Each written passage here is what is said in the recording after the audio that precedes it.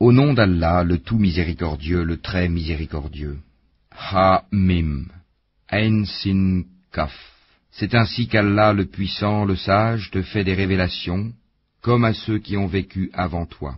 À lui appartient ce qui est dans les cieux et ce qui est sur la terre, et il est le sublime, le très grand.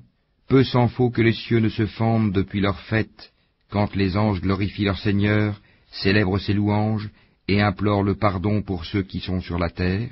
Allah est certes le pardonneur, le très miséricordieux. Et quant à ceux qui prennent des protecteurs en dehors de lui, Allah veille à ce qu'ils font, et tu n'es pas pour eux un garant. Et c'est ainsi que nous t'avons révélé un Coran arabe, afin que tu avertisses la mère des cités, la Mecque, et ses alentours, et que tu avertisses du jour du rassemblement, sur lequel il n'y a pas de doute, un groupe au paradis, et un groupe dans la fournaise ardente. Et si Allah avait voulu, il en aurait fait une seule communauté, mais il fait entrer qui il veut dans sa miséricorde, et les injustes n'auront ni maître ni secoureur. Ont-ils pris des maîtres en dehors de lui? C'est Allah qui est le seul maître, et c'est lui qui redonne la vie aux morts, et c'est lui qui est omnipotent. Sur toutes vos divergences, le jugement appartient à Allah. Tel est Allah, mon Seigneur, en lui je place ma confiance, et c'est à lui que je retourne repentant. Créateur des cieux et de la terre, il vous a donné des épouses, issues de vous-même, et des bestiaux par couple, par ce moyen il vous multiplie. Il n'y a rien qui lui ressemble, et c'est lui l'audient, le clairvoyant. Il possède les clés des trésors des cieux et de la terre, il attribue ses dons avec largesse, ou les restreint à qui il veut, certes, il est omniscient. Il vous a légiféré en matière de religion ce qu'il avait enjoint à Noé, ce que nous t'avons révélé, ainsi que ce que nous avons enjoint à Abraham, à Moïse et à Jésus. Établissez la religion, et n'en faites pas un sujet de division. Ce à quoi tu appelles les associateurs leur paraît énorme. Allah élit et rapproche de lui qui il veut, et guide vers lui celui qui se repent. Ils ne se sont divisés qu'après avoir reçu la science, et ceci par rivalité entre eux. Et si ce n'était une parole préalable de ton Seigneur pour un terme fixé, on aurait certainement tranché entre eux. Ceux à qui le livre a été donné en héritage après eux sont vraiment à son sujet, dans un doute troublant. Appelle donc les gens à cela, reste droit comme il t'a été commandé, ne suis pas leur passion, et dis, je crois en tout ce qu'Allah a fait descendre comme livre, et il m'a été commandé d'être équitable entre vous. Allah est notre Seigneur et votre Seigneur, à nous nos œuvres et à vous vos œuvres. Aucun argument ne peut trancher entre nous et vous. Allah nous regroupera tous, et vers lui est la destination. Et ceux qui discutent au sujet d'Allah après qu'il a été répondu à son appel, leur argumentation est auprès d'Allah sans valeur. Une colère tombera sur eux, et ils auront un dur châtiment. C'est Allah qui a fait descendre le livre en toute vérité, ainsi que la balance, et qu'en sais-tu? Peut-être que l'heure est proche. Ceux qui n'y croient pas cherchent à la hâter, tandis que ceux qui y croient en sont craintifs, et savent quelle est la pure vérité. Et ceux qui discutent à propos de l'heure sont dans un égarement lointain. Allah est doux envers ses serviteurs, il attribue ses biens à qui il veut, et c'est lui le fort, le puissant. Quiconque désire labourer le champ de la vie future, nous augmenterons pour lui son labour. Quiconque désire labourer le champ de la présente vie, nous lui en accorderons de ses jouissances, mais il n'aura pas de part dans l'au-delà.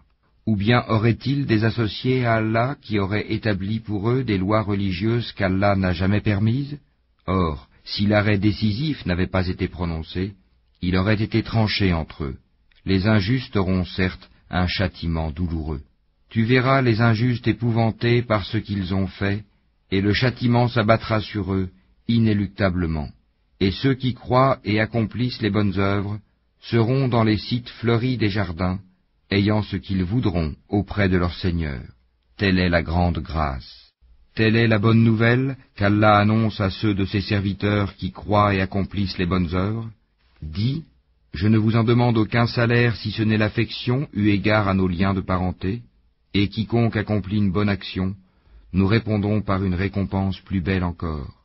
Allah est certes pardonneur et reconnaissant. Ou bien ils disent, il a inventé un mensonge contre Allah. Or si Allah voulait, il scellerait ton cœur. Par ces paroles cependant, Allah efface le faux et confirme le vrai. Il connaît parfaitement le contenu des poitrines.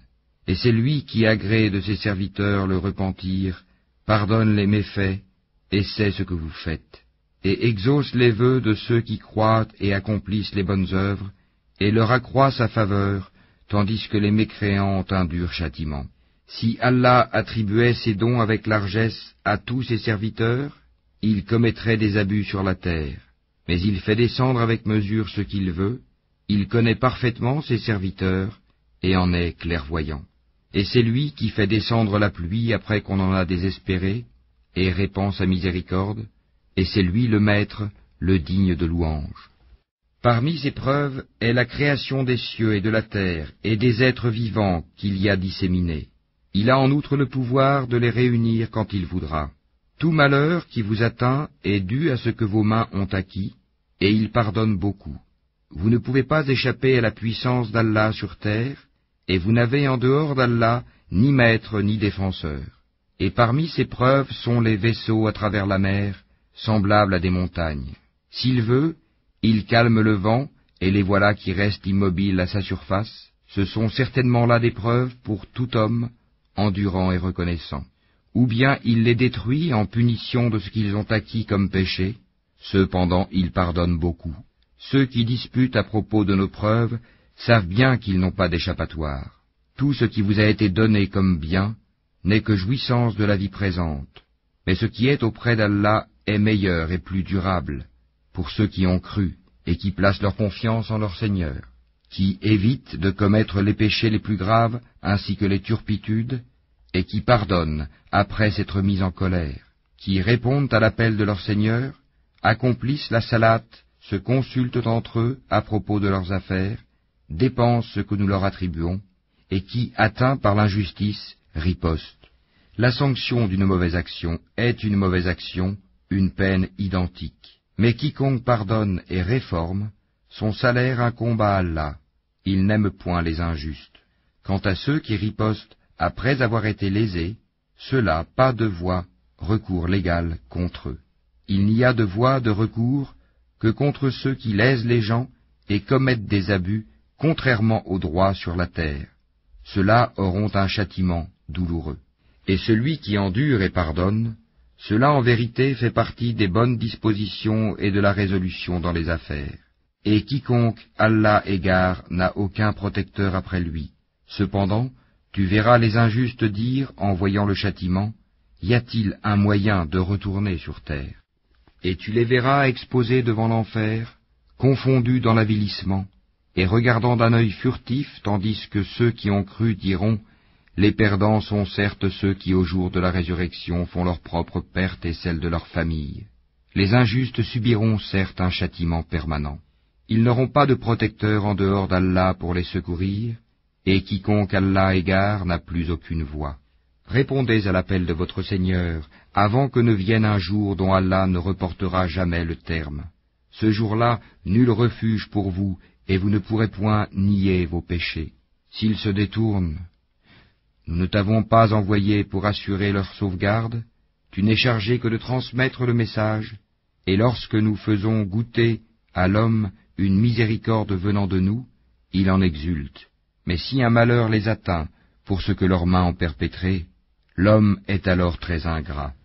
À Allah appartient la royauté des cieux et de la terre, il crée ce qu'il veut, il fait don de filles à qui il veut, et don de garçons à qui il veut, ou bien il donne à la fois garçons et filles, et il rend stérile qui il veut, il est certes omniscient et omnipotent. Il n'a pas été donné à un mortel qu'Allah lui parle autrement que par révélation, ou de derrière un voile, ou qu'il lui envoie un messager, ange, qui révèle par sa permission ce qu'Allah veut. Il est sublime et sage. Et c'est ainsi que nous t'avons révélé